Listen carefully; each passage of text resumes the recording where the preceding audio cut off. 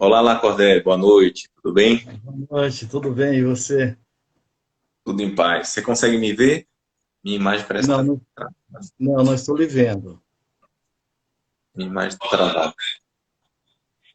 Eu só para eu Eu, e você, então? não, tem mais pessoas conectadas. Eu vou sair novamente e conectar de novo. E Ah, aí você aceita novamente, tá bom? Para ver se ah, soluciona aqui. faz favor.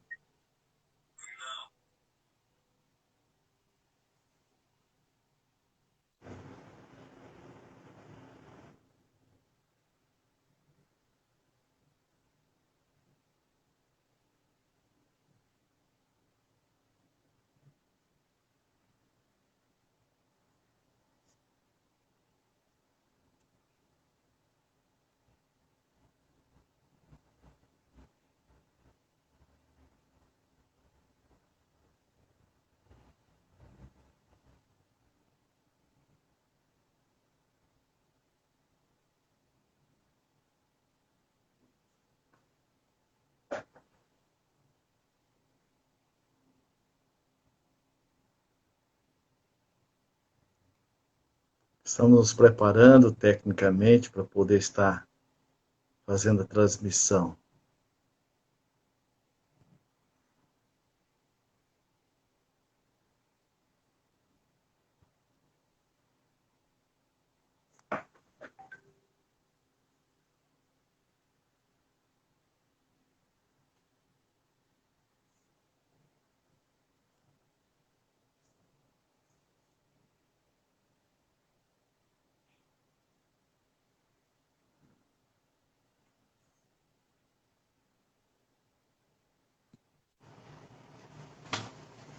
Rapaz, que negócio. Oi, Lacordé, você está me escutando? Escutando, estou. Eu não estou aparecendo de novo. É. Então, eu vou. As pessoas estão escutando minha voz. Eu vou fazer a prece e a apresentação e depois passo a palavra para você, tá bom? Tá. Faz a gentileza. Muito obrigado. Eu que agradeço. Então, a todos que estão nos escutando, muito boa noite. Nós temos a felicidade de termos o nosso companheiro, nosso amigo Lacordé Abraão Fayad, que é presidente da Federação Espírita do Estado do Mato Grosso, amigo da União Espírita de Vitória da Conquista, e nós vamos hoje refletir sobre o tema Trabalhadores da Última Hora. Vamos fazer a nossa prece rogando a Jesus o seu auxílio para mais esta oportunidade de trabalho, que os bons espíritos nos protejam, nos inspirem, para que possamos criar condições favoráveis para receber a mensagem espírita por meio do verbo do nosso irmão Abraão, que os seus mentores possam intuí-lo para que ele alcance as demandas tanto dos encarnados e dos desencarnados que acompanham conosco esses trabalhos. Que a tua paz, Jesus, que a tua luz seja conosco, hoje e por todo sempre. Que assim seja. Lacordé, um bom trabalho, Deus o abençoe. Gratidão, Carlos Henrique. Muita paz. Querida almas irmãs que nos ouvem através da internet, com muito carinho, estamos aqui para refletir com um assunto tão importante quanto esta parábola dos trabalhadores da última hora. Queremos agradecer com muita ternura o convite do Centro Espírita Humberto de Campos de Vitória da Conquista. Emmanuel, ele nos coloca que a mensagem de Jesus, sua fala, são palavras de vida eterna. E nós sabemos que Jesus, conforme nos narra João, no próprio Evangelho, ele já prevendo o momento da sua desencarnação e todo esse processo que estaria prosseguindo na vida da humanidade, ele coloca que enviaria outro consolador para ficar conosco eternamente. A própria fala de Jesus já nos demonstra que este consolador não estaria centrado numa persona, porque todos nós temos prazo de validade enquanto persona. Lacordaire só serve para essa encarnação. Este Consolador, ele ficaria eternamente conosco, então não estaria centrado numa pessoa. Então ele veio justamente para trazer e reviver o seu evangelho em espírito e verdade. E naturalmente o tempo passa, Jesus envia vários outros mensageiros para reavivar a sua mensagem, mas é precisamente no dia 18 de abril de 1857, na cidade de Luz, Paris, nós vamos ter o advento da chegada do Espírito da verdade, da sua promessa deste Consolador. Vem com o advento do Livro dos Espíritos. Este livro de perguntas e respostas, que foi o responsável, um dos seus mensageiros, dos seus tutelares, este espírito de Escol, que na encarnação em que ele adentra a esses grandes ensinamentos, ele passou por vários laboratórios de transformação para sedimentar em si sua estrutura intelectual, o pensamento amplo, para chegar até o advento da doutrina espírita. É Hippolyte Léon Denisard Rivail, que foi estudar justamente em Verdun, na Suíça, com o pai da pedagogia moderna. E ele tem a grandeza de se apagar, sem deixar de brilhar, colocando como pseudônimo Allan Kardec. Então nós temos a doutrina espírita como sendo a promessa de Jesus, do Consolador prometido. E que ela não somente vem trazer uma mensagem de orientação e de consolação, como também veio para nortear para a humanidade as bases profundas de diretrizes em busca da nossa elevação espiritual. Nós vamos perceber que Allan Kardec, ao beber na fonte, que é Jesus, ele vai basear toda a estrutura, o arcabouço teórico da doutrina espírita em dois pilares fundamentais: as leis divinas e as virtudes. E vem num tríplice aspecto, um aspecto filosófico, científico e religioso. Por isso que ele coloca na parte terceira do Livro dos Espíritos o estudo das leis. Então todo o ensinamento de Jesus foi também com base nas leis e nas virtudes, e auxiliando a associar texto e contexto.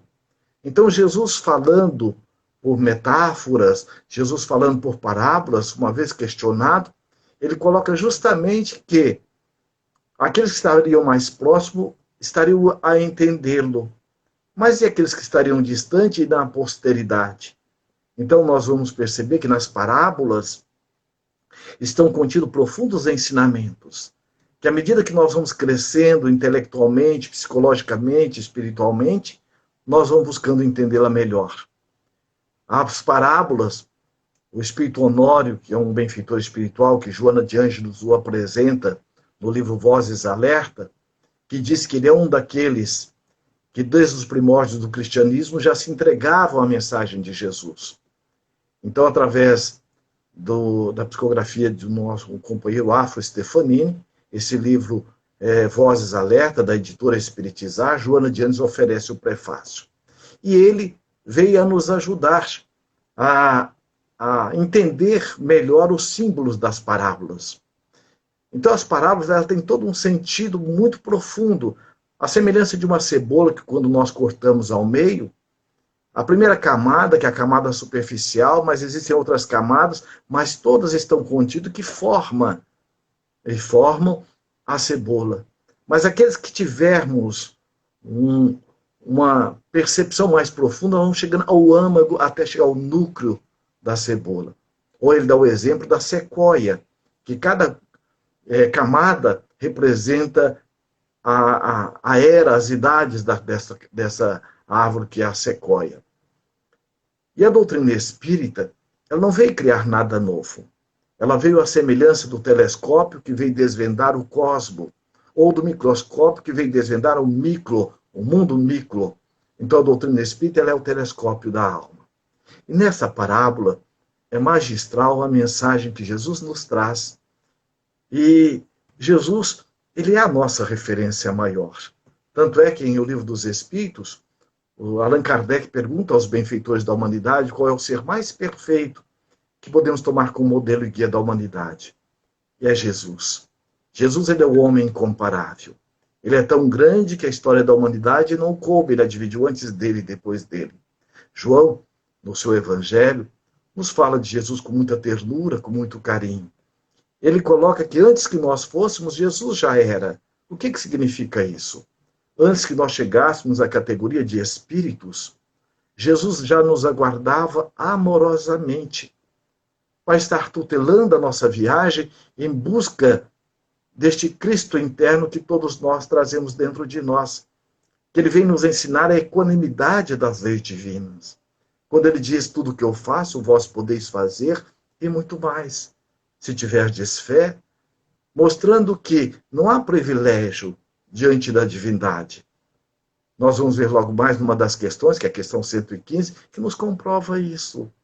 Então, Jesus, ele é realmente essa alma que Deus nos concedeu como sendo um modelo e guia. E ainda Emmanuel, no livro A Caminho da Luz, ele coloca que Jesus, quando recebe a terra das mãos de Deus, como uma nebulosa, com a sua equipe de geneticistas, de arquitetos, ele foi prepará-la para estar nos recebendo. Quem que não se inebria, que se encanta com o entardecer, com o amanhecer? Diante de uma flor, a sua textura, o seu perfume. Imaginarmos que tudo isto, a semelhança do geneticista que trabalha por entender das leis da genética, uma soja hoje no Mato Grosso tem uma soja resistente à praga e com alto índice de produtividade.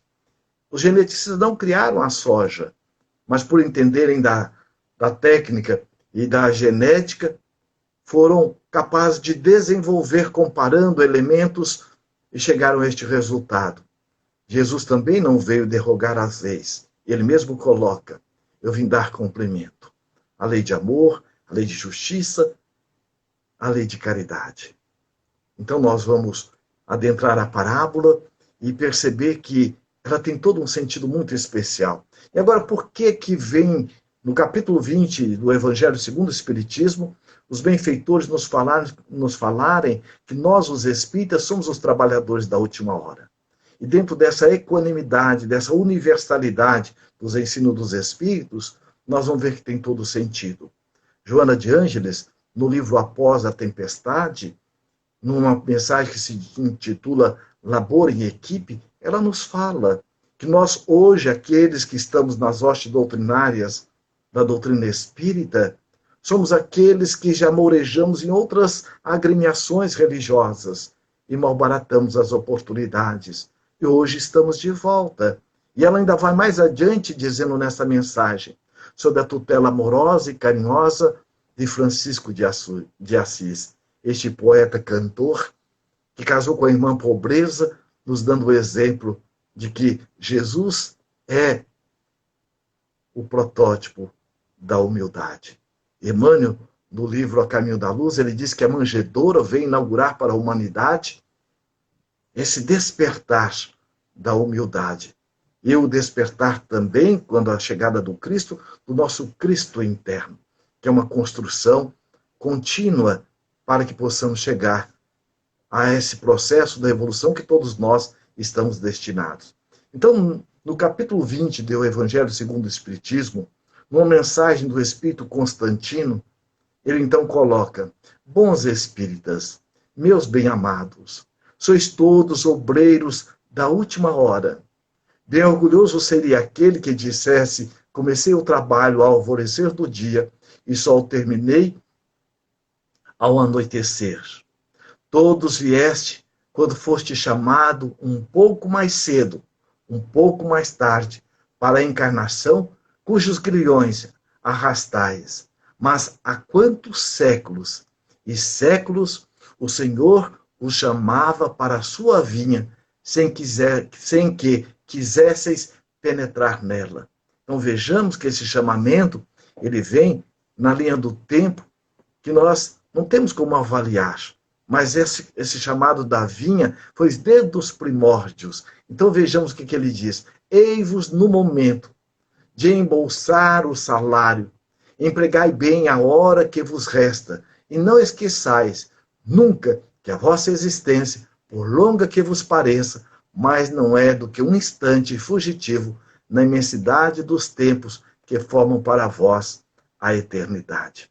Então vamos perceber que essa mensagem que o Espírito Constantino nos traz, enquanto Espírito protetor, tem tudo a ver com esta parábola e também com a questão 115 do Livro dos Espíritos. Então vejamos a parábola, nós vamos lê-la e depois vamos buscar interpretá-la dentro dos símbolos que ela nos oferece.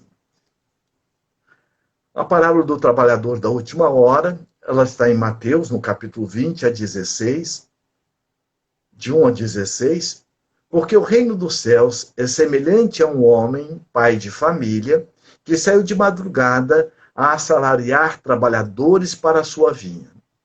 E ajustando com os trabalhadores 1 denário por dia, mandou-os para a sua vinha.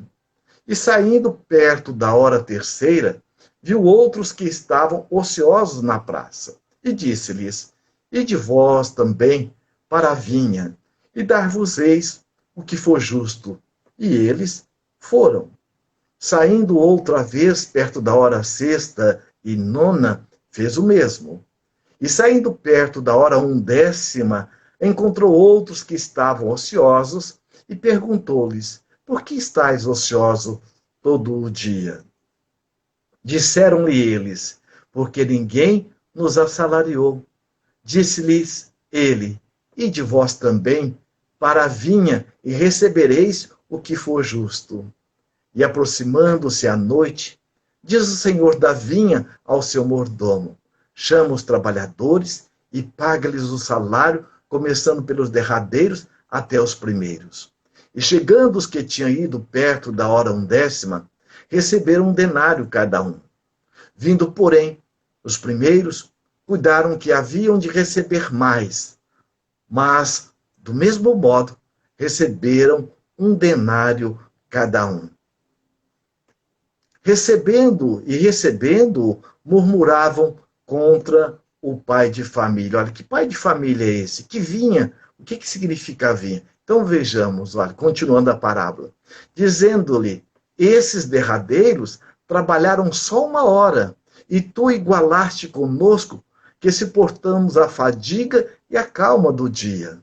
Mas ele, respondendo, disse a um deles, amigo, não te faço injustiça. Não ajustaste tu comigo 1 denário? Toma o que é teu e retira-te. Eu quero dar a este derradeiro tanto como a ti. Ou não me é lícito fazer o que quiser do que é meu? Ou é mau o teu olho, porque eu sou bom? Assim, os derradeiros serão os primeiros, e os primeiros derradeiros, porque muitos são chamados, mas poucos os escolhidos. Essa parábola, na verdade, ela nos oferece uma interpretação que tange ao trabalho da seara espírita. E em qualquer circunstância, em qualquer situação. Mas nos atendo mais à questão do trabalho espírita. Ela nos fala no trabalho circunstancial, que é o trabalho realizado na coletividade, e nos fala também do trabalho a ser realizado na nossa intimidade. No livro Dias Felizes, também da editora Espiritizar, o Espírito Honório também, ele nos traz uma mensagem que se chama Contratos Espirituais. E ele nos fala nesta mensagem que todos nós, na nossa maioria, ao reencarnarmos, passamos por mãos generosas e amigas dos nossos gênios tutelares, os espíritos amigos, aqueles que já alcançaram a excelsitude do amor e que nos amam profundamente, aqueles que estamos na retaguarda. E eles nos auxiliam na nossa programação reencarnatória. Além de nos orientar no nosso processo da elaboração do nosso programa reencarnatório, na sua maioria investem crédito deles para que nós pudéssemos reencarnar. E ainda mais, aqueles de nós que temos um compromisso na área da família, do trabalho e assim sucessivamente, além da tutela amorosa desses benfeitores, nós recebemos uma equipe multidisciplinar para estar nos auxiliando nas ações exitosas do nosso dia a dia. E aí nós vamos entender, como diz Jesus, o que o Pai quer não é a morte do pecador, é a morte do pecado, é a morte da nossa ignorância. Isso está dentro da providência e da previdência divina. A providência, diz também Emmanuel, que antes de qualquer problema, a ajuda sempre chega na frente. E a previdência são dentro das leis. O que o Espírito André Luiz coloca no livro Sinal Verde, que o que é da gente não vai para a porta do vizinho, porque isso está dentro da lei de justiça.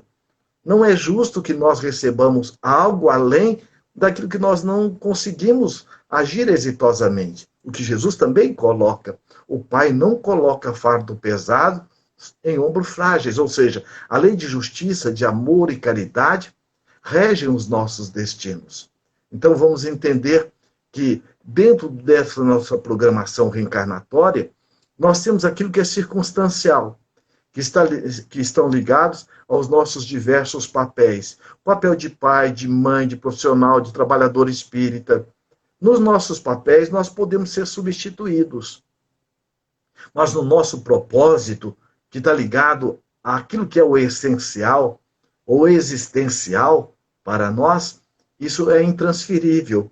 E o nosso propósito são as virtudes que nós, ao reencarnarmos, aquela que viemos desempenhar em maior intensidade. Por exemplo, se eu reencarnei com o comprometimento de estar agora sedimentando a virtude da humildade, eu vou ser testado nos meus diversos papéis para que eu possa exercer a humildade. Se eu vim para trabalhar comigo a autoafetividade, o autorrespeito, a autovalorização, eu também serei colocado em situações as mais diversas para desenvolver a autoafetividade, o autorrespeito. Então vamos perceber que a virtude, ou seja, as virtudes, elas são solidárias entre si, como também as leis. Então, se eu vim desenvolver uma virtude, ou seja, o meu propósito centrado na humildade, mas ela está também permeada de outras virtudes satélites. Mas, normalmente, o nosso propósito, eles estão ligados, nós está ligado, o nosso maior desafio. Então, vamos perceber que nessa parábola, Jesus vem estar nos ajudando a refletir nesses dois aspectos fundamentais da nossa vida. Busquemos uma referência em uma das questões troncos do Livro dos Espíritos, porque o Livro dos Espíritos está permeado de perguntas e respostas, mas nós vamos perceber que existem algumas perguntas que elas são troncos dentro do conteúdo. Por exemplo, a questão 919, a questão 625, a questão 621, então a questão 115, essa permeia todas as questões do Livro dos Espíritos. Então busquemos a questão 115. Allan Kardec questiona os benfeitores espirituais. Dos espíritos, uns terão sido criados bons e outros maus? Ou seja, tem privilégio diante de Deus? Olha a resposta. Deus criou todos os espíritos simples e ignorantes, isto é, sem saber. A cada um deu determinada missão, com o fim de esclarecê-los, de os fazer chegar progressivamente à perfeição, pelo conhecimento da verdade, para aproximá-los de si. Nesta perfeição é que eles encontram a pura e eterna felicidade. E aqui então nós vamos perceber que todos nós temos uma missão pessoal que está ligado ao nosso propósito, ao nosso compromisso da nossa elevação espiritual. Mas pela lei de solidariedade, de fraternidade, assim como a flor, ao se perfumar, ela não tem como impedir que o seu perfume se expanda, que ele vai espargir, graças ao irmão vento e à irmã brisa, e ela não precisa sair fazendo alarde que produziu o perfume, assim também são as nossas virtudes. À medida que nós crescemos, as pessoas que estão à nossa volta são também convidadas a crescer. E aí então nós temos a missão transpessoal, que vai além do pessoal. E ele ainda coloca, como que nós vamos desempenhar esse nosso crescimento? Pelo conhecimento da verdade. Com que finalidade? Para aproximarmos cada vez mais dessa estrutura amorosa que Deus nos oferece. Porque é através das leis que Deus se manifesta às suas criaturas. Então, quanto mais nós entendemos, amamos as leis, nós vamos estar naturalmente nos aproximando cada vez mais dessa amorosidade, dessa grandeza de Deus conosco. Quando nós vamos no livro dos Espíritos, que diz assim: a pessoa que come demais, o estômago a pune. O estômago pune alguém? Então aí nós vamos ver que os bons espíritos estão utilizando de uma metáfora, mostrando que nós somos regidos por leis. Então, se eu excedo, se eu realmente me distancio da lei de amor, justiça e caridade, eu venho a dor e o sofrimento. Por isso que o Espírito Joana de Anjos, no livro Plenitude, ela diz assim: a dor e o sofrimento só se faz presente onde o amor se fez ausente. Então vejamos o complemento da questão 115 que os Espíritos colocam. Como que nós vamos crescer e nos aproximar cada vez mais de Deus?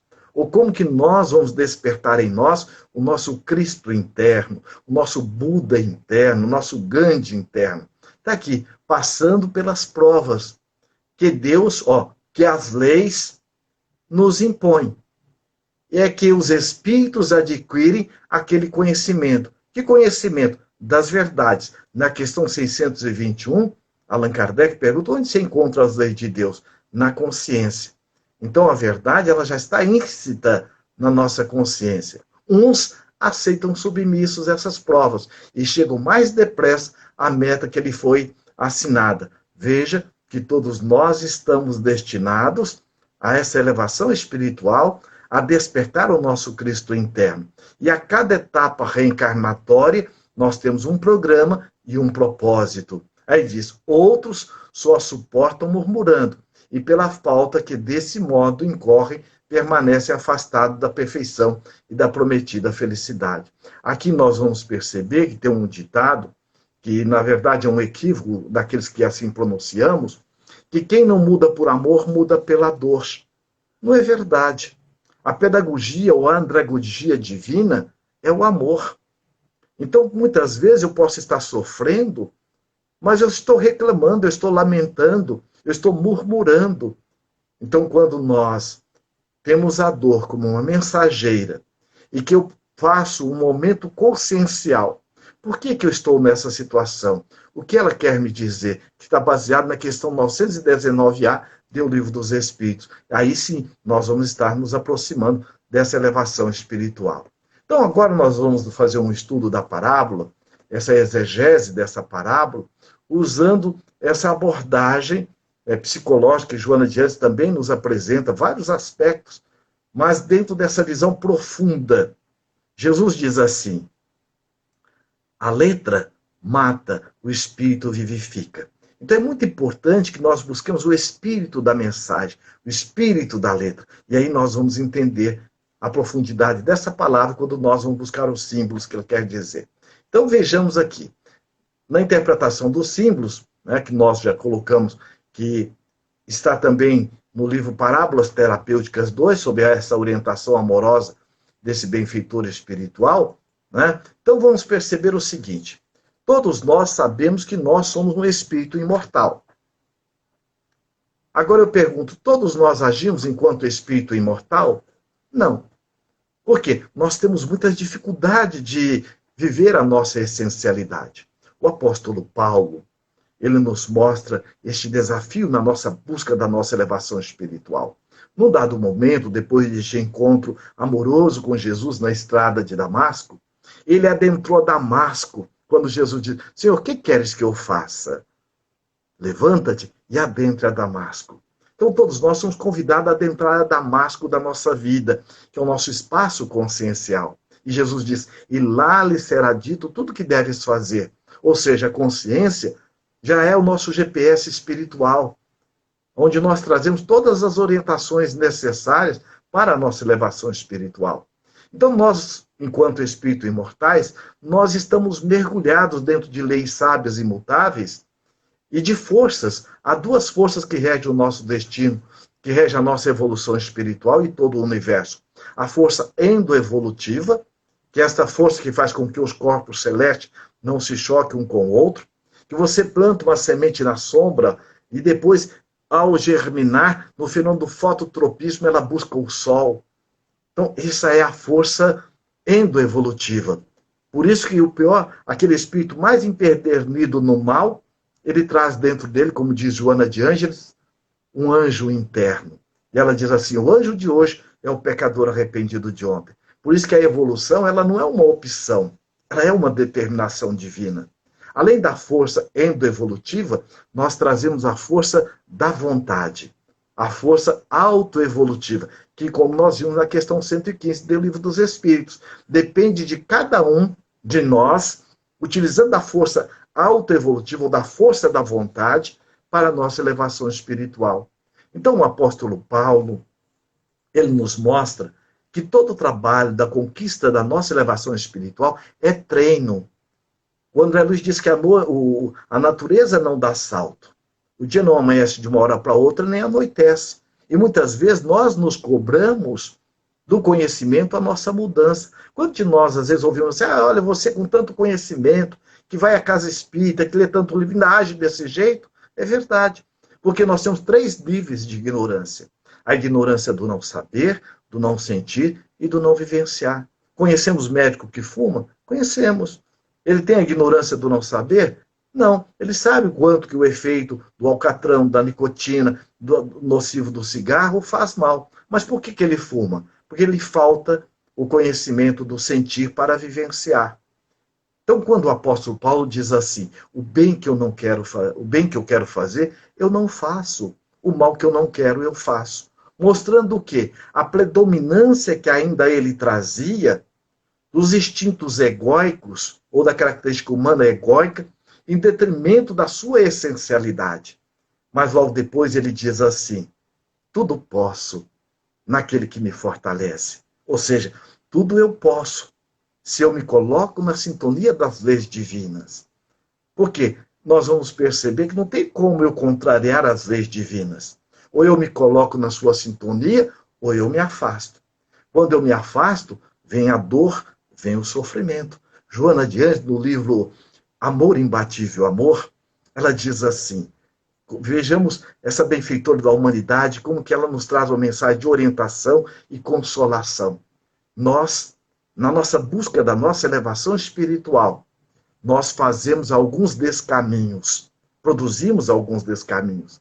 E nesses descaminhos, nós adquirimos algumas experiências não legítimas, que estarão nos acompanhando, muitas vezes se manifestando na configuração do ego evidente ou do ego mascarado. Então, o que ela está falando? Nessa nossa busca, e impulsionado pela força endoevolutiva, e no despertar da força autoevolutiva, nós tropeçamos. Nós criamos alguns descaminhos em dessintonia com as leis, principalmente a lei de justiça, amor e caridade. E aí ela diz, nós adquirimos experiências não legítimas, porque dentro de nós não há mapa de derrota. Dentro de nós há fatos. Porque o que é o erro dentro da visão espírita, ou dentro de uma visão consciencial? É uma experiência nos convidando a meditar sobre ela e fazer de novo. Porque não é com o erro que nós aprendemos. Nós aprendemos com a reflexão que nós fazemos do próprio erro. Então, quando nós entramos no movimento reflexivo e nos acolhendo enquanto aprendiz da vida, nós vamos realmente estar superando esses momentos que essas experiências não legítimas. E como ela disse, então esses nossos equívocos estarão nos acompanhando. Olha aí a lei de causa e efeito. Nos acompanhando para que nós possamos ressignificá-las. Olha a bênção da reencarnação. Então, quando o apóstolo Paulo, mostrando que o despertar deste Cristo que ele colocou interno é exercício. É se autoacolher, se autoamar, se autovalorizar, a ponto de quando ele diz lá na frente, fruto de vários testemunhos, de vários calabouços, de ser jogado no monturo, de ser levado às chibatadas, mas sempre convicto aquilo que ele realmente se propôs a viver o Cristo em espírito e verdade. Então, no final, ele diz assim, já não sou eu mais quem vivo, e sim o Cristo que vive em mim. Então, vejamos que ele se identificou de tal forma, aí nós vamos perceber que ele fez uma metamodelação, ele se metamodelou com o Cristo de tal forma que já não sabia quando era ele que estava falando ou a limpidez da mensagem de Jesus, como nós vimos nas epístolas, que ele, nas cartas que ele nos oferece, como Emmanuel nos coloca no livro Paulo e Estevão. Então, dentro dessa percepção, nós, enquanto espíritos imortais, não tem como nós mudarmos qualquer aspecto das leis. Agora, tem como nós mexermos em qualquer atributo de Deus? Também não. Então, qual é o nosso convite? Conforme a questão 115, diante das leis, nós nos sintonizamos.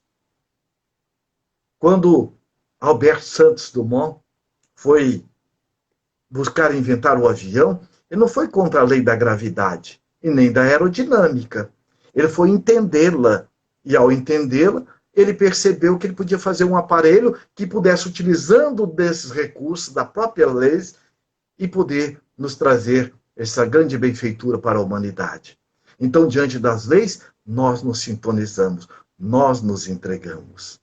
Diante de Deus, que é o Pai, essa inteligência suprema e causa do primeira, que criou todo o universo, conforme a questão número 1 do Livro dos Espíritos, inteligência superior, suprema, causa primária de todas as coisas, nós também nos entregamos. Mas qual é a entrega? Entrega e ação. Porque quando Jesus diz, olhai os pássaros, não plantam, não colhem, mas não morrem de fome. Veja, olhai os lírios. Nem Salomão, com tamanha riqueza, conseguiu vestir com tamanha beleza. Ele não está nos convidando à inação, mas nos convidando a nos sintonizarmos com a lei de amor, justiça e caridade, ou com a misericórdia divina, e nos entregarmos ao nosso autoaperfeiçoamento, ao nosso aprimoramento espiritual. Então, dentro agora desses encaixes, da parábola, nós vamos perceber que, quando na parábola fala da vinha, nós vamos lê-la depois vendo o símbolo. O que vem a ser a vinha? O espírito imortal cumprindo as leis divinas, desenvolvendo as virtudes. Então nós não temos como trabalhar ninguém, não tem como eu mudar a cabeça de ninguém, não tem como eu mudar o outro. O máximo que eu posso fazer é oferecer ajuda. Então a única vinha que eu posso trabalhar efetivamente é a intimidade do espírito imortal. É a nossa intimidade, fazendo o exercício de desenvolver as nossas virtudes. E o que seria o mordomo, que foi convidar aqueles para o trabalho? O mordomo é a nossa consciência. Emmanuel diz que a consciência é a voz de Deus dentro de nós. A consciência, ela não faz perguntas. A consciência, ela não censura. A consciência, ela não critica. A consciência é igual ao sol. O sol não sai buscando onde é que tem sombra para ele combater. Não. O sol é o sol. Então, quando nós estamos no movimento consciencial, nós estamos na sintonia, como disse Jesus. Quem não é por mim, é contra mim. Ou eu estou me auto-amando, ou eu não estou. Ou eu estou agindo com justiça e caridade comigo, ou não estou. Então, a vinha é justamente eu trabalhar na minha própria intimidade, ouvindo as vozes da consciência. Porque nós temos a consciência, que é a voz de Deus dentro de nós, mas nós temos uma mente viciada. E a nossa mente, ela está permeada das nossas crenças e valores. Muitas vezes, no nosso processo socioeducativo, sociocriativo, permeado muitas vezes de situações que nós agimos como se fosse verdade. Por exemplo, nós vamos perceber Jesus diante da mulher que ali iria ser apedrejada, aquela carente afetivamente. Naquele momento, Jesus, em nenhum momento, ele se ateve às questões circunstanciais da vida, mas ele se ateve às questões conscienciais, porque quando eu me ilumino com a consciência, tudo à minha volta se ilumina. Então ele vai e pergunta, aquele que tiver sem nenhum pecado, atire a primeira pedra. Olha ele trabalhando numa pergunta consciencial, fazendo um trabalho de mergulho para dentro de cada um, convidando a cada um a se mergulhar dentro de si. E ali exercendo, primeiro, da lei de fraternidade, de solidariedade, e também sintonizando com a lei de misericórdia. Porque aqueles que ali iriam apedrejar a mulher carente afetivamente, iriam criar um compromisso desnecessário. E ali também Jesus sabia que ali estava adúltero. E o adúltero estava onde? Então era uma lei injusta, ou seja, uma lei machista. Então ele vem trabalhar todos esses valores e depois convida a mulher a trabalhar a sua vinha. Cadê aqueles que ali estavam querendo lhe apedrejar? Se foram, Senhor, eu também não lhe condeno. A consciência não condena, a consciência acolhe. Foi o que Jesus fez. Então Jesus, ele não é uma história, ele é uma realidade. Às vezes a gente ouve dizer, isso é muito bonito na teoria, quero ver na prática. A doutrina espírita não é teoria. A doutrina espírita é um roteiro seguro para a nossa elevação espiritual. Ela é a realidade do espírito imortal. E Jesus veio exemplificá-la, mostrando o quanto isso é factível.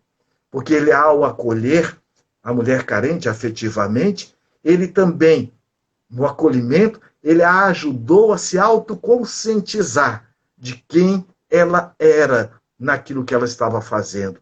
Ela, um espírito imortal, um anjo interno, agindo de uma forma egóica, equivocada, como Joana colocou, num descaminho, na dessintonia da lei de justiça, de amor e caridade. Então, daí nós vamos perceber o convite que Jesus ofereceu a ela e a nós a trabalhar junto com a sintonia da consciência, que é o mordomo. E o denário? O denário é a felicidade proveniente da realização do dever consciencial. É a alegria que todos nós trazemos quando nós realizamos o trabalho do bem, primeiro para conosco. Porque quando amar o próximo, como eu posso amar o próximo se eu não amar a mim mesmo? Como é que eu posso ensinar matemática a alguém se eu não sei matemática? Ninguém dá do que não tem. Joana de Anjos nos coloca isso. E quem dá o que tem, está dando tudo. Então nós vamos perceber que o denário é a alegria, a felicidade. E isso é de cada um. Não tem como eu me comparar com a minha alegria com a alegria do outro. Por isso, quando Jesus coloca que aquele que chegou por último recebeu tanto quanto aquele que chegou primeiro, porque a alegria, ela é pessoal, intransferível. Então, essa alegria, essa felicidade do dever, da realização consciencial. E a ociosidade que Jesus coloca, aqueles que estavam na ociosidade. E a negligência em relação à ação. Ou seja, lá na questão 115, há aqueles que se rebelam. Então, a ociosidade é o meu movimento de estar me rebelando contra os próprios desígnios das leis. Não tem como eu dizer, olha, eu não quero mais viver sob a ação da gravidade. Não tem como. Então, não tem como nós contrariarmos as leis divinas. Se eu for andando numa rua e eu vejo uma placa na contramão, aquela placa está contra mim? Não. Pelo contrário, ela está ali para nos proteger.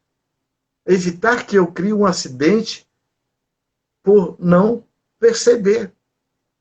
Então a placa ela vem justamente sinalizar. Assim são as leis. Deus as criou para que nós tenhamos um norteamento e que possamos nos proteger de nós mesmos. Então, a ociosidade, essa negligência que nós fazemos diante da lei. E cada hora? O que significa cada hora? Níveis de despertamento da consciência para a superação da ignorância nos 3 níveis: do não saber, do não sentir e do não vivenciar. Joana de Anjos nos coloca que nós temos 3 níveis de consciência. O nível de consciência desperta, nível de consciência lúcida, que é aquela consciência de Gandhi, de Buda, aquela consciência de Madre Teresa de Calcutá, de Chico Xavier, essa consciência dessa pessoa de idealismo. Mas nós temos a consciência de sono com sonho. Aqueles que, como o príncipe da Inglaterra, disse para a Madre Teresa de Calcutá, como eu gostaria de fazer o que a senhora faz. E ela, com aquela convicção plena de quem ela é, naquilo que ela estava fazendo, ela diz: meu príncipe só não faz porque não quer, porque poder pode. Então essa consciência desperta. E nós temos aqueles que estão na consciência de sono, sem sonho. Aquela pessoa que passa pela vida vegetando. Ela passa pela vida para gozar, para desfrutar. E o que disse Jesus? Meu reino não é deste mundo. E mais, eu não vim para ser servido, eu vim para servir. Então essa parábola, ela nos traz essa convicção. Então daí nós vamos perceber que a busca dessa superação, né, de cada hora no trabalho do bem. E o olho mau do servo que colocou para ele é a insubmissão às leis divinas. É a nossa inveja. Às vezes, eu vejo alguém muito bem sucedido e aquilo desperta em mim um sentimento, muitas vezes pela minha estrutura de pensamento, de crenças limitadoras. Como eu gostaria, mas não tem condições. E aí eu fico muitas vezes criticando, censurando. É a inveja. Porque, veja, com Cristo, com Deus, o dono do universo, Joana de Anjos, naquele livrinho Filho de Deus, ela diz: sois filho de Deus, herdeiro do universo, e ninguém pode tirar de você essa condição. Então, essa parábola, ela está justamente nos mostrando o despertar das nossas possibilidades. Porque todo poder, ele é autoconcedido. Nós temos todo o poder do mundo. Sobre quem? Sobre nós mesmos. Não adianta ninguém chegar para mim e dizer: olha, você é muito inteligente, se eu não acredito em mim. Então é importante que nós percebamos que todos nós trazemos conosco essa grande possibilidade. Quando Jesus diz: o sol brilha sobre os justos e os injustos. O sol está sempre à nossa disposição. Ou a providência divina é essa cachoeira incessante. Se eu acredito que eu sou um dedal, se eu sou aquela, eu vou lá e tiro só a água de dedal. Se eu acredito que eu sou um balde, eu pego um balde. Mas se eu acredito que eu posso transformar daquela cachoeira, e eu vou me vinculá-la, e vou desfrutar plenamente dela, o momento da oração. O momento que nós oramos é o corguinho entrando em contato com este mar de possibilidades. Por isso que Jesus sempre nos ensinou, ao término de cada atividade, buscar a oração. A oração como sendo, como diz Emmanuel, este interfone que nos liga ao Criador. E através dos fios invisíveis do pensamento, ele vai estar nos respondendo e atendendo às nossas necessidades. Então, quando nós vamos perceber o olho mau, essa insubmissão da inveja, do orgulho, da vaidade. Porque é importante que nós nos alegremos, nos felicitemos com a alegria e a felicidade do nosso próximo. Porque todos somos irmãos, somos filhos do mesmo Pai. E aí vamos perceber que nessa parábola ainda, e o Pai? O Pai que saiu, veja, que justamente, quem é ele? Que deu a oportunidade para todos estarem se trabalhando. É Deus. Deus, este Pai amoroso, bom e justo, que Allan Kardec diz que nós não podemos saber quem ele é, mas podemos saber quem ele não pode deixar de ser. Então nós vamos perceber que ele, ao nos criar por amor, ele tendo tudo, aliás, ele sendo tudo, não precisava ter nos criado, mas nos criou por amor. E além de nos criar por amor, sem pedir nada em troca, ele nos dotou de todas as virtudes que ele também as possui, ele é, nos dotou enquanto criatura. Então, daí vamos ver no Evangelho, fomos criados à imagem e semelhança de Deus. Então, nós trazemos conosco todas as virtudes, todos os atributos do Criador enquanto criatura. Então, vamos perceber que o Pai é Deus.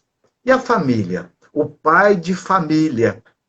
O pai de família, a família são as leis. Porque são através das leis que Deus se manifesta às criaturas. Então vamos entender que, para que nós possamos estar trabalhando na vinha, que é a nossa intimidade, este pai de família que criou as leis para todos, essa equanimidade da lei de amor, de justiça, de caridade. Allan Kardec tem um cuidado de colocar na parte terceira do Livro dos Espíritos 10 leis possíveis. É claro que existem muito mais. E o mordomo, como nós vimos, é a consciência.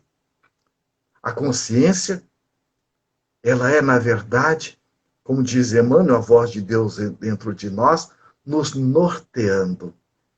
Assim como o sol. Eu pergunto, a neblina, ela nubla a luz do sol? Não. A neblina nubla a nossa visão em perceber a luz do sol. O sol sempre vai estar brilhando. Assim é a consciência. Então, a consciência, que é a voz de Deus dentro de nós, nós podemos compará-la como se fosse um pássaro nos altiplanos. Ela tem uma visão global. E nos ajuda para ter uma ação focal. Nós somos uma consciência, somos seres autoconscientes, mas nós temos uma mente. A nossa mente está estruturada na nossa persona. Então, a nossa mente, ela é como se fosse o hamster, o ratinho, dentro da gaiola. O que é a gaiola? Não sei, não dou conta, não consigo, não sou capaz. Não, isso não é para mim. Ah, eu não tenho jeito. Então, nós entramos numa visão limitadora. E nos limitamos de desfrutar o universo que está à nossa disposição, como diz Joana de Anjos. Então, o que a consciência faz? A consciência, ela lança os seus lampejos, como o sol lança os seus raios luminíferos, para iluminar a treva da nossa ignorância. Então, a consciência, ela não censura, não critica, ela acolhe. Ela é o útero de Deus em nós.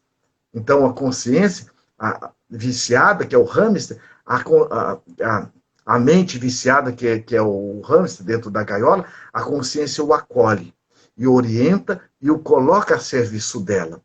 Por isso que Allan Kardec diz que o mal é a ausência do bem, assim como a treva é a ausência da luz. À medida que nós vamos crescendo, em sintonia com as leis divinas e conhecendo a verdade, nós vamos nos libertando da nossa gaiola da ignorância.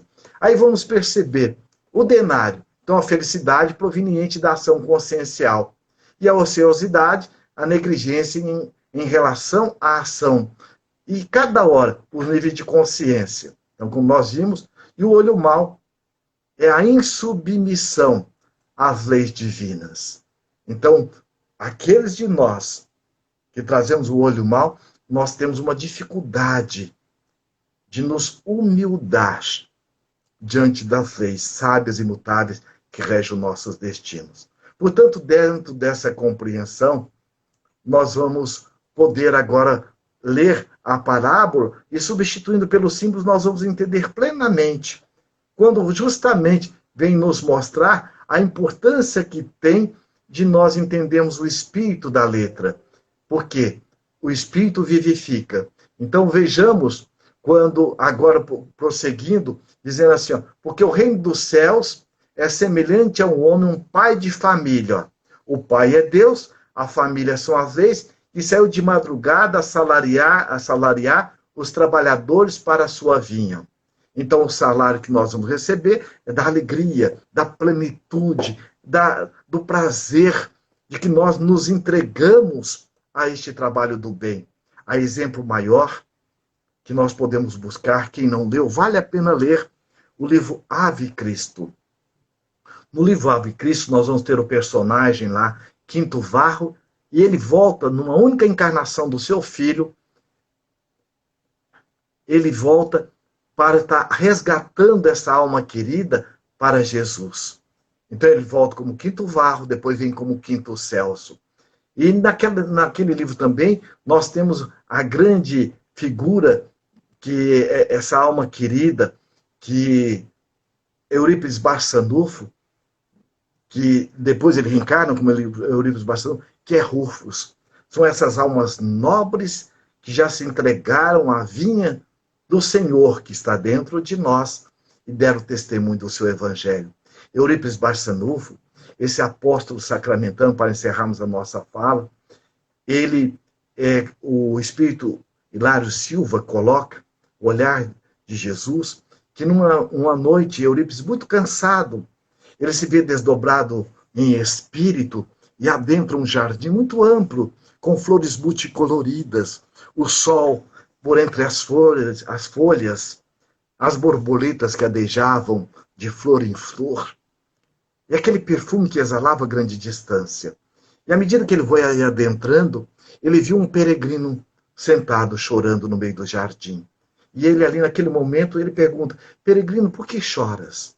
E como ele não respondeu, ele disse, por que choras? E quando ele olha, ele levanta a cabeça, Eurípides diz, é Jesus. E o olhar de Jesus com o olhar de Eurípides se cruzam. E Eurípides, emocionadamente, também começa a chorar. E começa, Senhor, tu choras por aqueles que estão semeando a guerra? Senhor, tu choras por aqueles que não te conhecem? Não, Eurípides, choro por aqueles que saíram daqui, conhecendo o meu evangelho, com todo investimento, e hoje se encontram malbaratando a oportunidade. Então, neste momento de pandemia, em que a humanidade como um todo sofre neste processo de expiação e provas, é importante que nós busquemos Jesus, como fez Joana de Cusa, ao bater na porta da casa de Pedro naquela tarde de noite, ela ouve aquela voz canora, sonora. Entre, Joana, entre. E quando ela abre, para sua surpresa, é Jesus. Então ela pergunta, mas Senhor, o Senhor me conhece? Ele, tocando as mãos, generosamente diz, ô Joana, eu sou o bom pastor. E o bom pastor conhece todas as suas ovelhas nominalmente. O seu nome está no coração de Jesus. O nosso nome está no coração de Jesus, nos pedindo emprestar o nosso ouvido, o nosso olhar, o nosso falar, para que nós possamos trabalhar a nossa vinha e façamos como a flor, que ao se perfumar, perfuma o jardim. Vamos orar. Jesus de ternura e de carinho, nós te agradecemos, Senhor, pela oportunidade abençoada de nós estarmos lhe reencontrando através da doutrina espírita. Fortaleça-nos, Senhor, para que possamos ser o bom trabalhador da vinha da nossa alma e que por onde andarmos nós façamos como o pobrezinho de Assis. Senhor, fazei-nos instrumento da sua paz, que as nossas humildes vibrações possam servirem de alguma forma para ajudar-te a envolver a toda a humanidade neste momento de dor e sofrimento. Sabemos, Senhor, que por mais que o mar esteja revolto, por mais que a treva negreje, o Senhor e Deus está no leme. Dê-nos a tua paz, Senhor, hoje e sempre, que assim seja. Uma boa noite para todos nós, que Jesus abençoe nossos lares, e muita paz e gratidão até uma oportunidade. Muita paz. Nossa gratidão a toda a equipe de trabalhadores do Centro Espírita Humberto de Campos de Vitória da Conquista. Nossa gratidão, muita paz.